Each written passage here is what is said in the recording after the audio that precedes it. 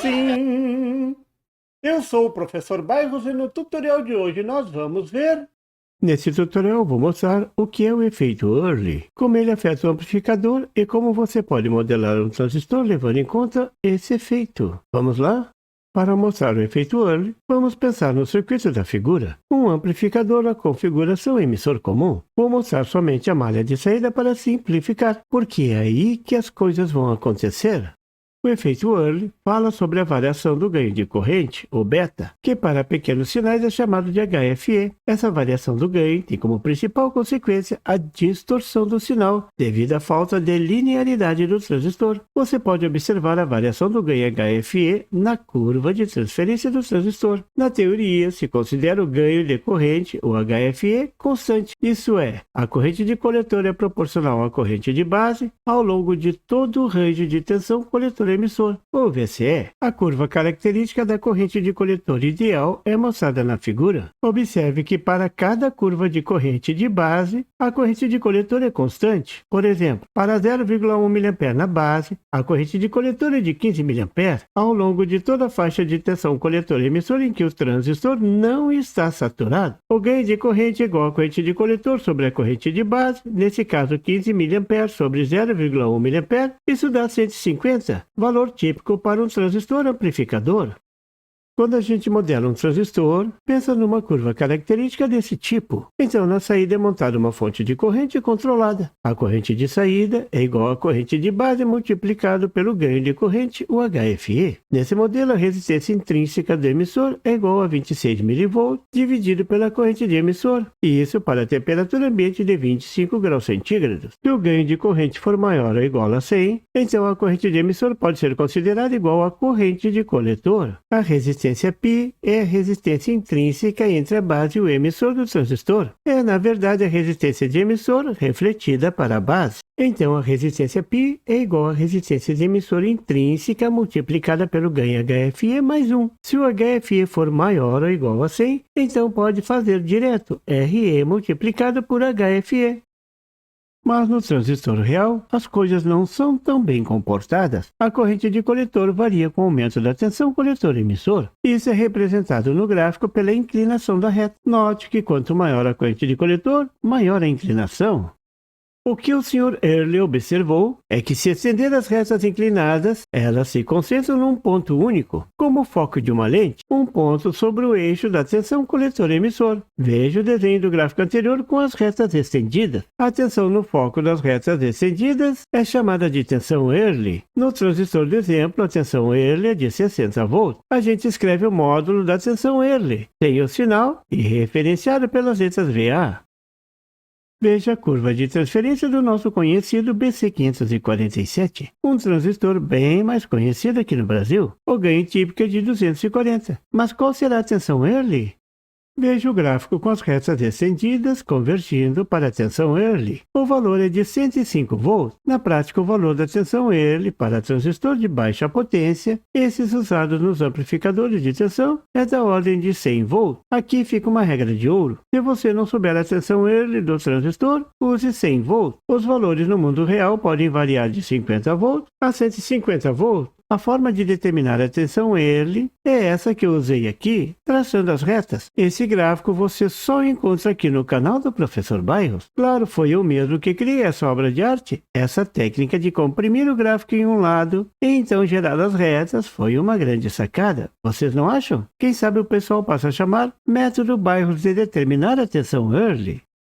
Agora veja o modelo da figura. Tem a resistência intrínseca de coletor do transistor, a resistência RO, colocada entre o coletor e o emissor do transistor. Essa é uma resistência interna do transistor. O intrínseco quer dizer isso, interno. O valor da resistência é igual à tensão Early dividido pela corrente de coletor. Claro, é uma resistência, tensão sobre a corrente. A resistência está relacionada com a inclinação da reta das curvas Early. A inclinação muda quando a corrente de coletor muda. Então a resistência intrínseca de coletor representa o efeito Early, que mostra que o ganho de corrente HFE varia com a corrente de coletor. Agora vou mostrar como a resistência intrínseca de coletor altera o ganho de um amplificador de tensão. Para isso, observe o circuito da figura. Vamos calcular o ganho de tensão considerando a resistência intrínseca de coletor, o RO. Nesse circuito é usado um transistor amplificador típico na configuração emissor comum, com ganho de corrente HFE igual a 100. A corrente de coletor é igual a 10 mA. A questão é determinar o ganho de tensão para pequenos sinais.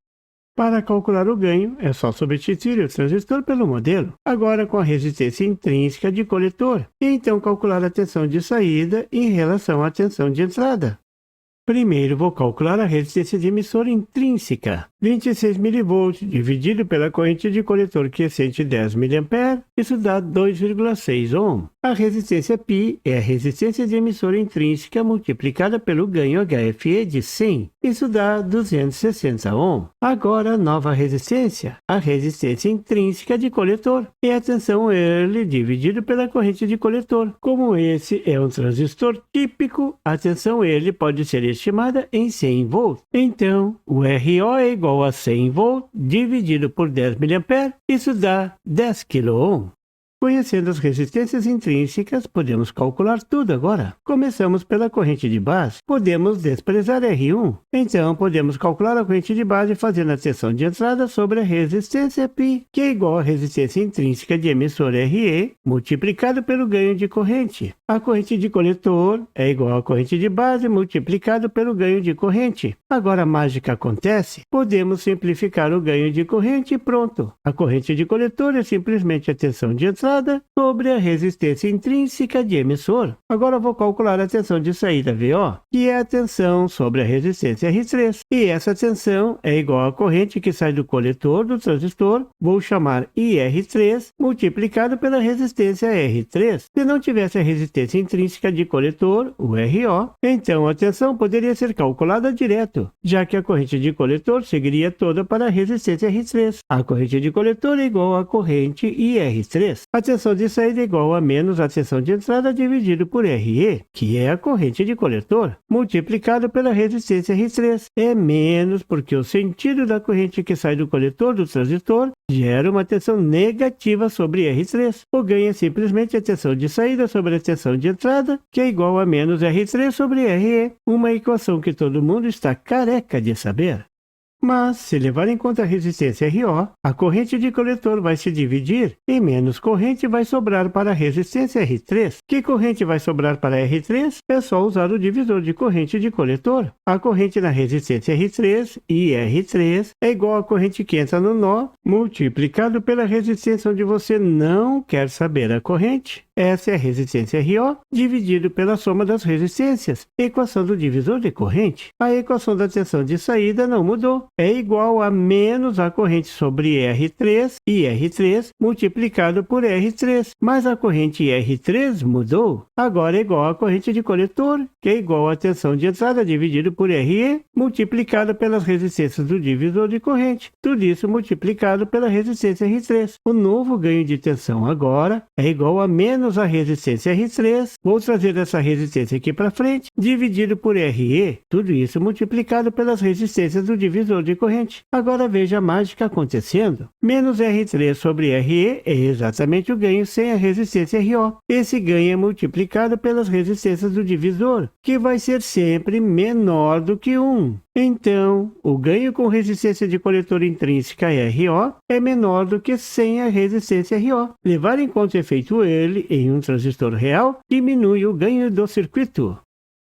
Vou calcular o ganho nesse circuito para RE igual a 2,6 ohm, como calculamos antes. O ganho sem a resistência de coletor intrínseca, vou chamar de AV0, é simplesmente igual a menos R3 sobre RE. Substituindo os valores e calculando dá menos 385. Se considerarmos o valor RO, que é o que acontece na realidade, é só multiplicar o ganho sem RO pela resistência do divisor de corrente. Substituindo os valores e calculando, o ganho é igual a 350. Veja como o ganho diminuiu muito, caiu quase 10%.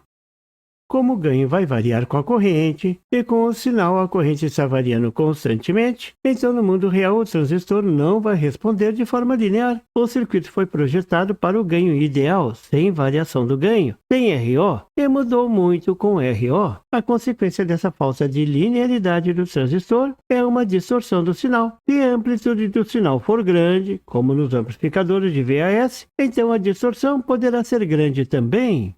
Nesse tutorial eu mostrei o efeito Early, como determinar a tensão Early e como modelar esse efeito usando a resistência de coletor intrínseca. E falei da sua principal consequência, tirar o transistor do seu comportamento linear, distorcendo o sinal. Claro que eu vou fazer um vídeo só sobre a distorção causada pelo efeito Early e como minimizar esse problemão. Será o próximo tutorial sobre esse tema. Aguarde! E por favor, se você não é inscrito, se inscreva e marque o sininho para receber as notificações do canal. E não esqueça de deixar aquele like e compartilhar para dar uma força ao canal do Professor Bairros. E não tem site? Tem sim, é www.bairrospd.com. Lá você encontra o PDF e tutoriais sobre esse e outros assuntos da eletrônica. E fique atento ao canal do Professor Bairros para mais tutoriais sobre eletrônica. Até lá!